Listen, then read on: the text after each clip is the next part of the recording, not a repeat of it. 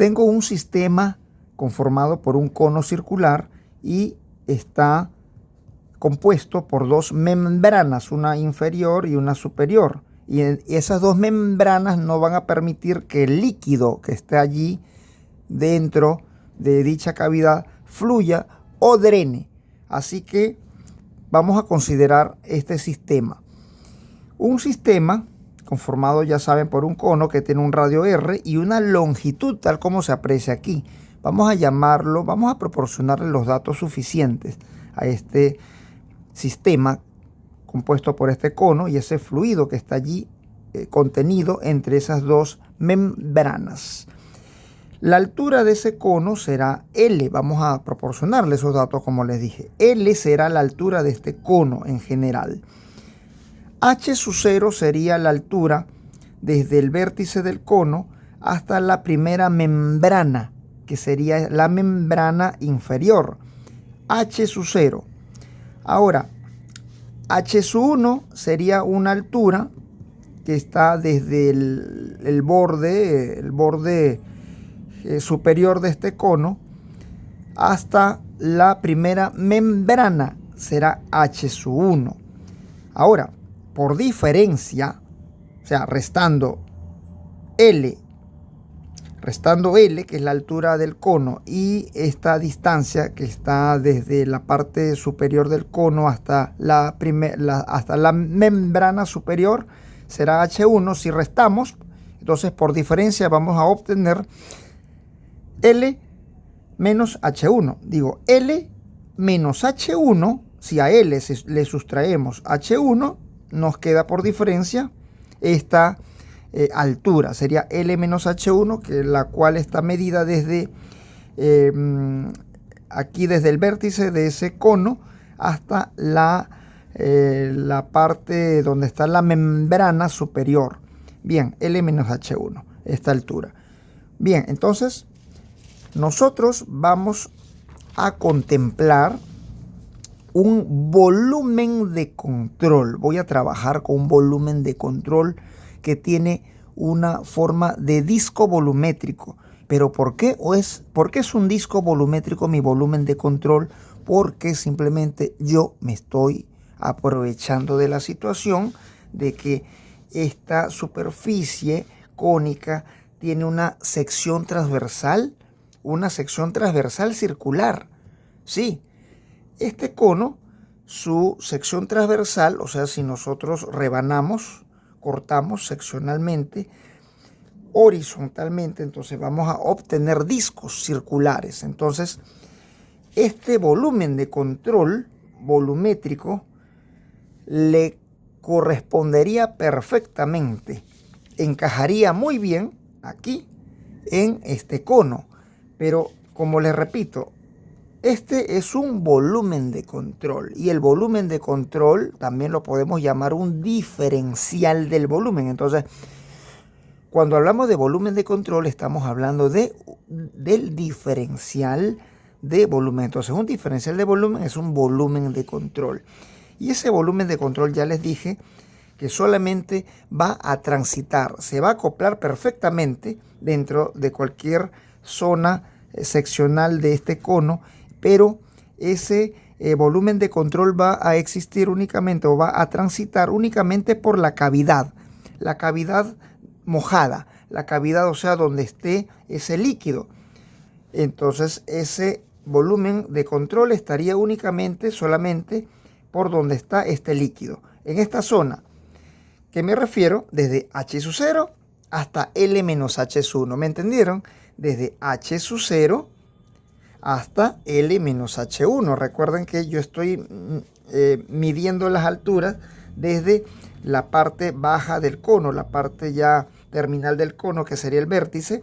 Desde aquí yo mido la primera altura, sería H sub 0, hasta donde está la primera membrana, y la segunda membrana superior estaría desde aquí, desde el vértice también, hasta L menos H1. Entonces, desde H sub 0 hasta L menos H1 estaría esa cavidad mojada, esa cavidad ocupada por ese líquido que tenemos allí. Ahora, entonces, como les digo, este volumen de control, voy a hacerme la idea Bueno, voy a hacerme la idea. No, en realidad este volumen de control va a estar ubicado aquí, en cualquier punto de esta cavidad. Pero como va a estar ubicado aquí, dentro de cualquier punto, cualquier zona de donde está ese líquido, allí, entonces este disco ya no tendrá un radio R, no, porque se ha reducido, fíjense, se ha reducido. Cuando este volumen de control se ubica por esta zona, el radio disminuye. Es un radio menor que el original del cono que tenemos. Entonces, ese volumen de control puede estar situado por aquí, por cualquier punto, pero donde esté ese líquido. Así que tendrá un radio variable, señores. Así que no lo puedo llamar R. Vamos a llamarlo entonces R o R minúscula. Entonces tendré un radio dado por R. R, así como lo ven. O R, pues R. Aquí está. Yo lo voy a llamar R. Entonces R será el radio que va desde aquí, desde el centro, a este polo. Pero este radio también es constante. Así que sería la misma distancia desde este centro hasta este otro polo. También sería R. Y recuerden que R más R sería 2R y hablo del diámetro. Entonces, aquí ya tenemos un volumen de control. En este volumen de control ya hemos notado que tiene un radio R o R minúscula. Y también sabemos que por este volumen de control está transitando o pasa o corta el eje Z. ¿Ok? Y este eje Z es perpendicular a este radio. Así que si yo colocaría este volumen de control aquí en esta parte donde está ese líquido, nos damos cuenta que ese volumen de control tiene un espesor, y ese espesor, que sería el largo de ese volumen de control, tendría sus bordes o sus alturas paralelas al eje Z. Claro que sí, son paralelas al eje Z. Aquí este es un disco, pero un disco volumétrico. Aquí tenemos el ancho de ese elemento volumétrico. Sería un cilindro. Esto es un cilindro, ¿sí? Para que me entiendan mejor. Aquí tenemos un cilindro de corta longitud. Y esa longitud, como ya le dije, si nos imagináramos que esta rebanada, este disco, este elemento volumétrico estuviera aquí, entonces nos daríamos cuenta que estas alturas, miren, estas alturas o la longitud de este cilindro sería paralelo al eje Z, paralelo a este eje Z que transita por allí. Entonces, como es paralelo al eje Z, entonces a esta longitud vamos a llamarla diferencial de Z, porque es paralelo al eje Z. Entonces, diferencial de Z. Este va a ser el espesor o el ancho o la altura de este volumen de control. Entonces ya tenemos aquí el área de la cara o el área de la tapa. El área de la tapa de este disco volumétrico sería simplemente pi por radio cuadrado, porque es un disco completo, es una tapa completa, sería pi por r al cuadrado. Pi por radio cuadrado sería pi por r cuadrado, sería el área. Ahora, aquí tenemos la longitud. Esta sería la longitud del volumen de control, la longitud de este cilindro. Este es un cilindro. Entonces la longitud de este volumen de control sería dz. Y el área de este volumen de control sería pi por radio cuadrado.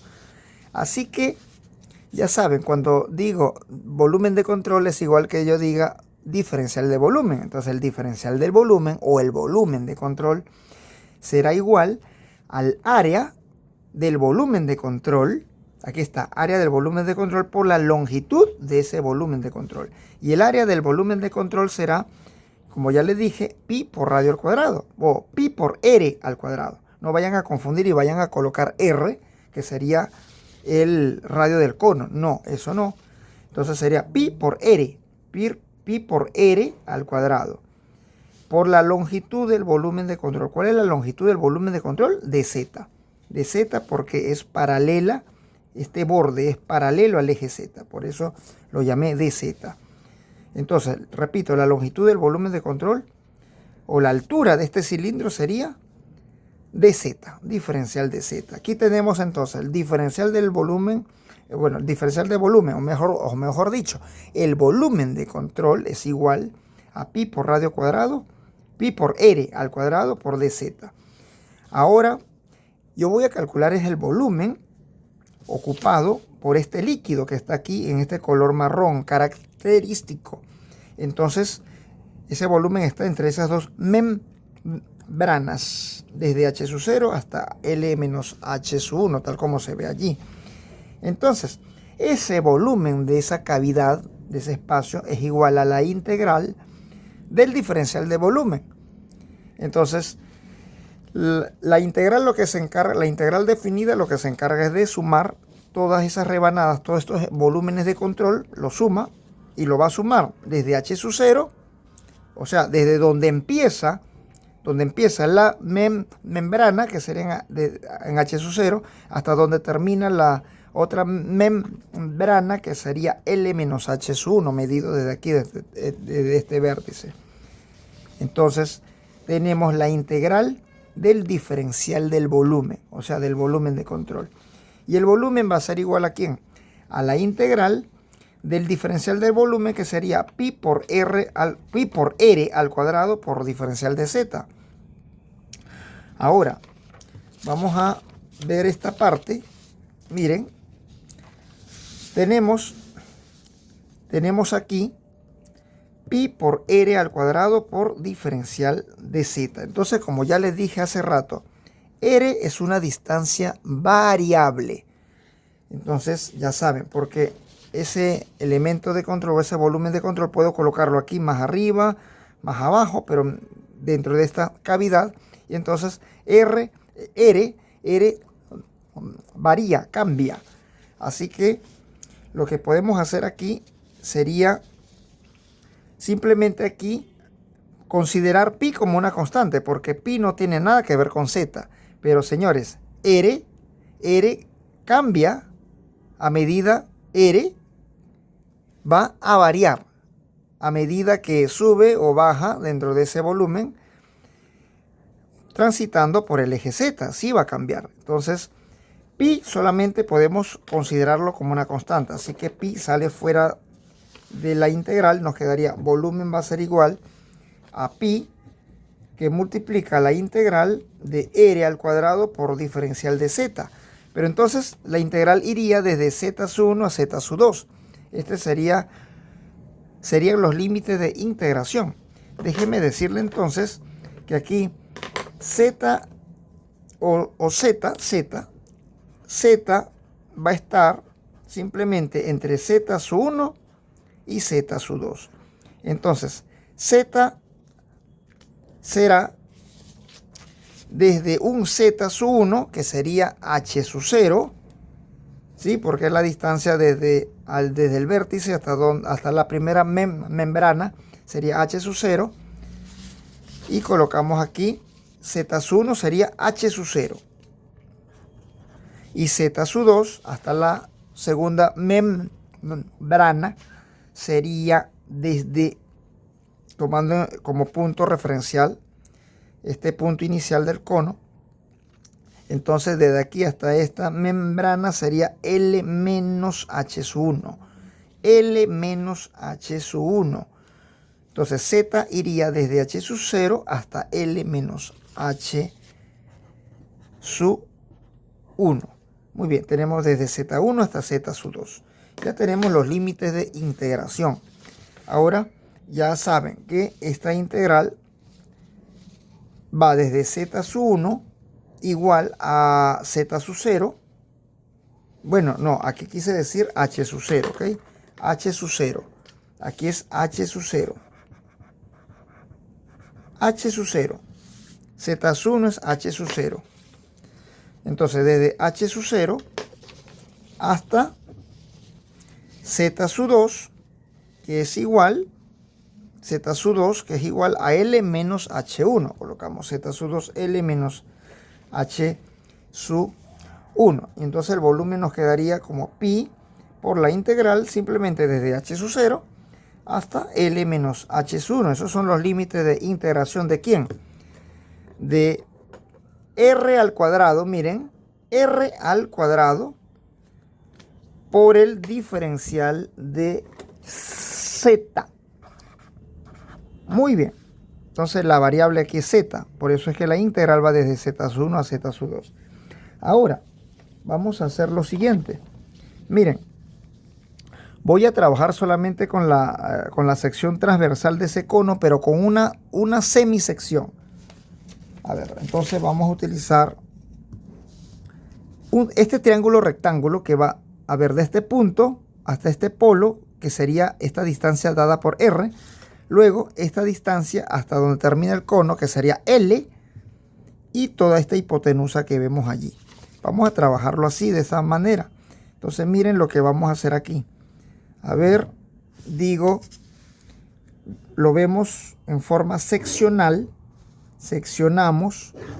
Y miren, aquí tenemos, como le dije, R, que es el radio del cono. R mayúscula, aquí sí es R. Aquí sería todo desde este punto a donde finaliza el cono, este vértice sería L, que es la longitud de la altura general, la altura total del cono, que sería L. ¿Sí? L. L. L es toda esta altura. Entonces tenemos aquí R. Y ahora vamos a darnos la idea que mi volumen de control está ubicado, mi volumen de control, repito, este volumen de control está ubicado más o menos por aquí. A ver, más o menos por aquí voy a ubicarlo, pero recuerden que ese volumen de control solamente va a estar sobre la cavidad donde está el fluido, donde está ese líquido. Bien, entonces aquí vamos a llamarlo Z, señores, Z, vamos a llamarlo Z. Recuerden que aquí tenemos un sistema coordenado. Bueno, aquí tenemos los ejes coordenados ya impuestos. De aquí hasta allá pueden llamarlo X. Por aquí Y. Y a partir de este punto hacia arriba es el eje Z. Por lo tanto, miren, desde aquí, desde el vértice de este cono hasta cualquier punto de esta zona donde está ese líquido, vamos a llamarlo Z. Entonces, ¿quién es Z? Z es la altura de ese volumen de control. Pero la altura hasta el centro de masa.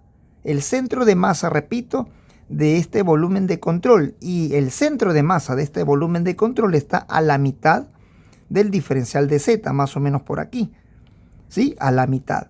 Entonces, repito, vamos a considerar una distancia Z, porque varía también, cambia, porque ese volumen de control yo le he podido colocar por aquí, más arribita, más abajo. Entonces, por eso digo que desde aquí hasta el volumen de control hay una altura Z, o sea, una altura que puede cambiar, o bueno, mejor dicho, cambia.